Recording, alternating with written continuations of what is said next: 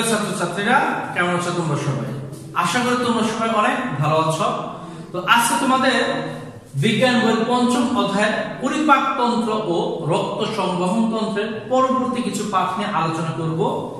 তো ইতিপূর্বে আমরা এই যে পরিপাকতন্ত্রের বিভিন্ন যে অঙ্গ সমূহ রয়েছে, তাদের যে সমস্ত কাজগুলি রয়েছে এবং এই অংশের যে সমস্ত রোগ ব্যাধিগুলি রয়েছে সে সম্পর্কে আমরা জেনেছিলাম। তো আজকে আমাদের যে বিষয়টি বাকি রয়েছে রক্ত সংবহন তন্ত্র, এই রক্ত সংবহন তন্ত্রের কিছু পাঠ সম্পর্কে আলোচনা করব। তো প্রথমে যে বিষয়টি উঠে আসছে সেটি হচ্ছে এই যে রক্ত সংবহন তন্ত্র, আসলে এই রক্ত সংবহন তন্ত্র বলতে আমরা কি বুঝি? ঠিক একই রকম যেমন পরিপাকতন্ত্র পরিপাকে অংশগ্রহণ করে, কারণ এই যে রক্ত আমরা যেটাকে বলি হৃৎপিণ্ড, যেটি সমস্ত দেহে এই রক্তটিকে চলাচলে সহযোগিতা করছে, এই বিষয়টি আসলে এই যে রক্ত সংবহন তন্ত্র তার সাথে জড়িত, অর্থাৎ রক্ত পরিবহনের যে সমস্ত তন্ত্রগুলো বা অঙ্গগুলো কাজ করছে তাদেরকে সাধারণভাবে এই রক্ত সংবহন তন্ত্র বলা হয়। তো আমাদের এই প্রথম প্রশ্নটি এটি উঠে আসছে যে আসলে এই রক্ত সংবহন তন্ত্র বলতে আমরা কি বুঝি? রক্ত সংবহন তন্ত্র বলতে কি বুঝো বা কি বুঝায়, বা রক্ত সংবহন তন্ত্র কি? এই যে তো আমাদের প্রথম প্রশ্নটি হতে পারে।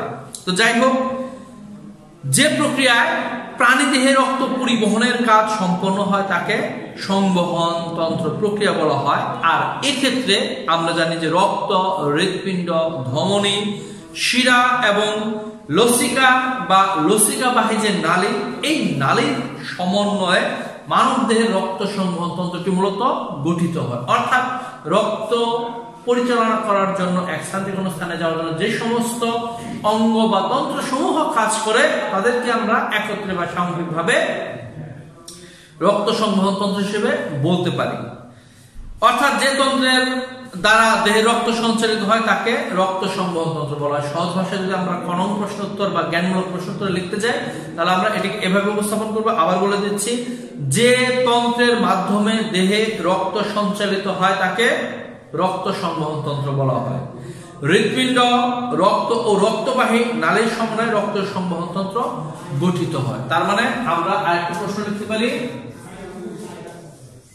কোন কোন অঙ্গ দ্বারা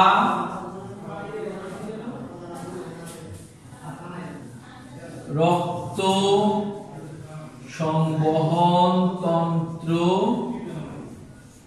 গঠিত? কোন কোন অঙ্গ দ্বারা রক্ত সংবহন তন্ত্র গঠিত? তো এক্ষেত্রে আমরা এই সমস্ত অঙ্গগুলির নাম লিখতে পারি, লসিকা, লসিকাবাহী নালী, হৃৎপিণ্ড, ধমনী, শিরা, এই সমস্ত যে অঙ্গগুলি রয়েছে যার মাধ্যমে আসলে রক্তগুলি সঞ্চালিত হয়ে থাকে, এদেরকে আমরা এই রক্ত সংবহন তন্ত্রের অঙ্গ হিসেবে লিখতে পারি। তো এবার আমরা এই যে রক্ত নিয়ে পড়াশোনা করছি, তো এর উপাদানগুলি কি কি সেই বিষয় সম্পর্কে এখন আমরা জানবো। রক্ত ও রক্তের উপাদান, অর্থাৎ রক্তের উপাদান কোনগুলি? রক্তের উপাদানগুলোর নাম লিখো। তো এক্ষেত্রে আমরা এই বিষয়টি উপস্থাপন করতে পারি যে কোন কোন উপাদানগুলি দ্বারা আসলে রক্ত গঠিত। আমরা জানি রক্তের মানে 90% প্রায় পানি থাকে, তার মধ্যে যে কিছু অংশ থাকে তাকে আমরা রক্ত রস বলে থাকি। আর এই যে রক্তের উপাদানগুলি তার মধ্যে 3টি কণিকা বিদ্যমান, তোমরা জানো, অনুচক্রিকা, লোহিত রক্ত কণিকা এবং শ্বেত রক্ত কণিকা। তো যাই হোক, আমরা রক্তের যে উপাদান সেটিকে দুই ভাগে ভাগ করেছি, একটি হচ্ছে রক্ত রস আর একটা হচ্ছে রক্ত কণিকা। আর রক্ত কণিকাটাকে আমরা 3 ভাগে ভাগ করেছি, যার নামগুলো আমরা বলে ফেলেছি। তো এবার আমাদের যে প্রশ্নটি হয় সেটি হচ্ছে রক্ত এক ধরনের যোজক কলা। এটি আমাদের প্রশ্ন আসছে, রক্ত কাকে বলে? রক্ত এক ধরনের যোজক কলা। আর রক্তের উপাদান দুইটি, একটি হচ্ছে রক্ত রস আর রক্ত কণিকা। পরবর্তী যে প্রশ্নটি আসবে আমাদের সেটি হচ্ছে রক্ত রস কি? রক্ত রস কি? আমাদের প্রশ্নটি এভাবে হতে পারে তো এই ক্ষেত্রে আমাদের এটিকে একটু সাজিয়ে গুছিয়ে লিখে উপস্থাপন করলে হয়ে যাবে।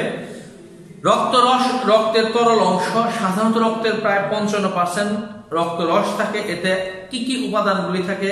আমিষ থাকে, লবণ থাকে, অন্ত্র থেকে শোষিত যে খাদ্য উপাদান এগুলি থাকে।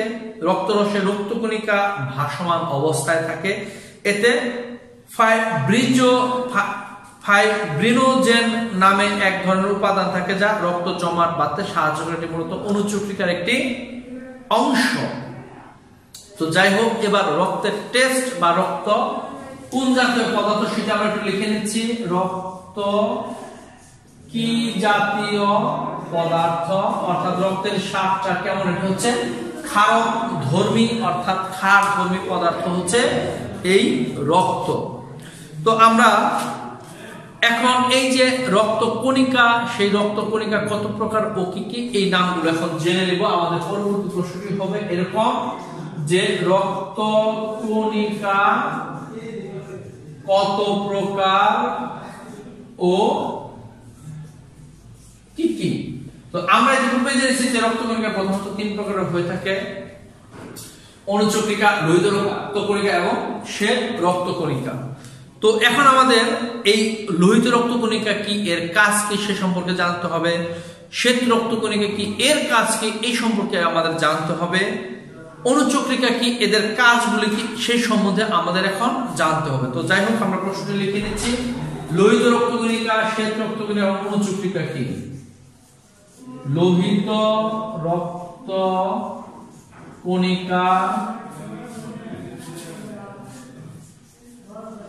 শ্বেত রক্তকণিকা ও অনুচক্রিকা কি? তো আমরা এই প্রশ্নের উত্তরটি সুন্দরভাবে জেনে নেব যে আসলে কোন কোন উপাদানগুলি এবং এদের কাজগুলি কি কি। লোহিত রক্তকণিকা, রক্তকণিকার জন্য রক্তের রংটা আসলে লাল দেখায়। এর মধ্যে হিমোগ্লোবিন নামক রঞ্জক পদার্থ থাকে। এটি কিন্তু অতি গুরুত্বপূর্ণ একটি ছোট প্রশ্ন, যে হিমোগ্লোবিন নামক যে রক্তকণিকাটি থাকে বা হরমোনটি থাকে, এটি আসলে লোহিত রক্তকণিকার একটি অংশ। হিমোগ্লোবিনের সাথে অক্সিজেন যুক্ত হয়ে হিমোগ্লোবিন তৈরি করে।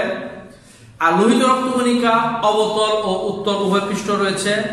চাকতির মতো একটি গোলাকার একটি কোষ। লোহিত রক্তকণিকায় নিউক্লিয়াস থাকে না। আর লোহিত রক্তকণিকা যকৃত ও অস্থিমজ্জায় তৈরি হয়। তো এই যে আমাদের ইনফরমেশনগুলি, এগুলো কিন্তু আমাদের অবশ্যই মুখস্থ করতে হবে। আর মুখস্থ করার জন্য অবশ্যই আমাদের এগুলি ভালোভাবে ছোট প্রশ্ন আকারে লিখে রাখতে হবে, তাহলে একমাত্র এগুলি মনে রাখা সম্ভব। এর পরবর্তীতে আমরা চলে আসছে শ্বেত রক্তকণিকা। শ্বেত রক্তকণিকা লোহিত রক্তকণিকার চেয়ে আকারে কিছুটা বড় ও অনিয়মিত আকারের হয়। অর্থাৎ পূর্বে আমরা গোলাকার দেখেছি, এটি অনিয়মিত আকার, এক এক সময় এক এক রকমের হয়ে থাকে। আর লোহিত রক্তকণিকার নিউক্লিয়াস ছিল না, কিন্তু শ্বেত রক্তকণিকার নিউক্লিয়াস রয়েছে। তার মানে পার্থক্য হিসেবে আমরা এগুলি দিতে পারবো। প্লীহা ও অস্থিমজ্জায় এই যে শ্বেত রক্তকণিকাটি জন্ম হয়। আর আমরা লোহিত রক্তকণিকাটা পড়েছি যকৃত এবং অস্থিমজ্জায় তৈরি হয়। শ্বেত রক্তকণিকা দেহের বিভিন্ন রোগ জীবাণু প্রবেশ করলে সেগুলোকে ধ্বংস করে থাকে। অর্থাৎ শ্বেত রক্তকণিকা দেহের প্রহরীর মতো কাজ করে। এরকম একটা ছোট প্রশ্ন আসতে পারে, কোন রক্তকণিকা প্রহরীর মতো দেহে কাজ করে? হচ্ছে শ্বেত রক্তকণিকা। এদের সৈনিকের সাথে তুলনা করা, অর্থাৎ সৈনিকের সাথে তুলনা করা হয় কোন রক্তকণিকাকে? শ্বেত রক্তকণিকাকে। তো এই জাতীয় বিভিন্ন ধরনের আমাদের মূলত এই ছোট প্রশ্নগুলি আসতে পারে। তো আমরা এই রিডিং গুলি পড়বো এবং পাশাপাশি আন্ডারলাইন করে এদেরকে ছোট প্রশ্ন আকারে আমরা নোট করে রেখে দেবো, যেন আমাদের প্রয়োজনীয় সময়গুলো আমরা খুব সহজেই পেতে পারি এবং পরীক্ষা আসতে আমরা পারি। অনুচক্রিকা, অনুচক্রিকা দেখতে গোলাকার বা বৃত্তের মতো। এরা লোহিত রক্তকণিকার চেয়ে আকারে ছোট হয়। আর এদের নিউক্লিয়াস থাকে না, এরা গুচ্ছাকারে থাকে। এদের উৎপত্তি লোহিত অস্থিমজ্জায়। এদের কোন অংশ কেটে রক্তপাত ঘটলে অনুচক্রিকা এই রক্ত জমাট বাঁধতে সাহায্য করে। এটি আমাদের ছোট প্রশ্ন, যে রক্ত জমাট বাঁধতে সাহায্য করে কোনটি? এটি হচ্ছে অনুচক্রিকা। এদের প্লেটলেটও বলা হয়। তার মানে ইতিপূর্বে তোমরা জেনেছো, যখন ডেঙ্গু ফিভার হয় বা ডেঙ্গু জ্বর হয়, তখন এই যে রক্তে যে প্লেটলেট, এই প্লেটলেটের পরিমাণ মূলত কমে গেলে কিন্তু মানুষ মারা যাওয়ার সম্ভাবনা থাকে। তাহলে আমাদের এই বিষয়টি জানতে হবে আসলে রক্তের প্লেটলেট কোনটিকে বলা হয়, এটি হচ্ছে এই অনুচক্রিকাকে বলা হয়। এবার আমরা করব এই রক্তের কাজগুলি কি কি।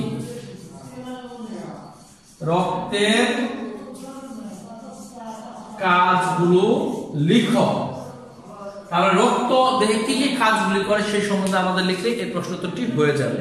খাদ্য পরিবহনে সাহায্য করে, অক্সিজেন পরিবহনে সাহায্য করে থাকে, কার্বন ডাই অক্সাইড পরিবহনে সাহায্য করে থাকে, বর্জ্য পদার্থ নিঃশেষণে সাহায্য করে থাকে, আমরা জানলাম রোগ প্রতিরোধে সাহায্য করে থাকে, হরমোন পরিবহনও এই রক্ত কাজ করে থাকে, তাপমাত্রা নিয়ন্ত্রণ করে এবং রক্ত জমাট বাঁধতেও এরা সাহায্য করে। তো এই ছিল আমাদের আজকের যে প্রশ্ন এবং প্রশ্নের আলোচনা। এর পরবর্তীতে আমরা রক্তনালী কি, রক্তনালীর মধ্যে ধমনী রয়েছে, শিরা রয়েছে, ধমনী এবং শিরার পার্থক্য, একটি দিয়ে বিশুদ্ধ রক্ত পরিবাহিত হয়, আরেকটি দিয়ে দূষিত রক্ত অর্থাৎ কার্বন ডাই অক্সাইড যুক্ত যে সমস্ত রক্তগুলো আছে এগুলি পরিবাহিত হয়ে থাকে। আমরা পরবর্তীতে এই বিষয় সম্পর্কে জানবো, হৃদরোগ, হৃদরোগের কারণ সম্বন্ধে জানবো। তো আমরা পরবর্তী ক্লাসে যে সমস্ত বিষয়গুলো আলোচনা করব সেগুলো তোমরা পূর্বে একটু রিডিং করে রাখবে, তাহলে বোঝানোর ক্ষেত্রে তোমরা অনেক ভালোভাবে বুঝতে পারবে।